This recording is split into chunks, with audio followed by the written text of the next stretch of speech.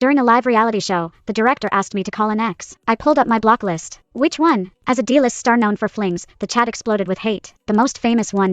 I pretended to think, who's bigger, Jude Cole or Ross Downey? The chat went silent. The guests froze. Jude is an Oscar-winning actor. Ross is a Grammy-sweeping singer. Linking them to me seemed absurd. The host forced a laugh. You're joking, right? The chat raged. How dare you say his name? If Jude ever noticed you, I'd eat my shoe.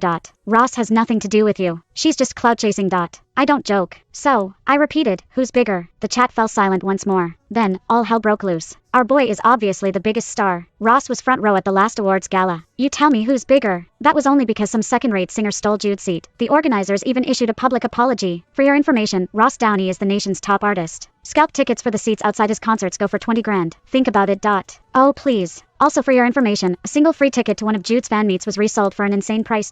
Off camera, the showrunner was frantically gesturing, his face a mask of panic. He seemed to be signaling, don't stir up trouble. The host looked like she was on the verge of tears. Scarlett, please, just tell everyone it was a joke and they're not really your ex-boyfriends. Technically speaking, one of them wasn't really an ex. He just thought I was still throwing a tantrum. Fine, let's invite Ross Downey. The host sucked in a sharp breath. The chat was a war zone of crying and laughing emojis. Wait, is she serious? Is our boy really her ex? No, Ross, how could you fall for such a promiscuous woman? Don't cry yet. Wait for Ross to come out and shut her down. LMAO, Jude dodged a bullet. Phew, crisis averted. The first segment of the show ended there. It was only the premiere, and all the invited guests were nobodies like me. The live format was a gimmick to generate buzz and pull in viewers. Who would have thought that when it came to my turn to invite a guest, two of the biggest names in the industry would be thrown into the mix? After the broadcast, the director, Leo, approached me. Scarlett, were you telling the truth? Leo came from a wealthy family and was new to directing, which was why he dared to fund such an ambitious show. But even he didn't want to get shut down by an A-listers team. It's true. Still wary, he pressed. Do you have any proof that you were together? I do. The last photo we had. That was all that was left. Once he was sure, Leo prepared to contact Ross's team. Asking for proof was the show's backup plan. After all, not every ex was willing to appear on a reality show with their former flame. When I got back to my apartment, I was met with a furious call from my agent. Scarlett, do you even want a career in this town anymore? He seethed. You signed an agreement with Regina. You are forbidden from ever publicly mentioning your past with Ross Downey. I let out a bitter laugh. Whether I have a career or not, does it really make a difference at this point? Issue a statement right now, he ordered. Clarify that everything you said on the show was a lie. It's your only chance to avoid being blacklisted and sued for damages. I ignored him and hung up. The internet was already ablaze with rumors, with most people convinced I was a pathological liar. But before I could post anything to defend myself, Ross Downey shot to the top of the trending topics. His post was just a few words. We loved. She's my ex. The statement sent his tens of millions of fans into a collective rage. They were convinced I had somehow bewitched him, a momentary lapse in his judgment. The entire mob turned on me, the D-list actors who was shamelessly using a past relationship for a pathetic shot at fame. Just then, Leo called. Scarlett, Ross's manager, Regina, offered me $3 million,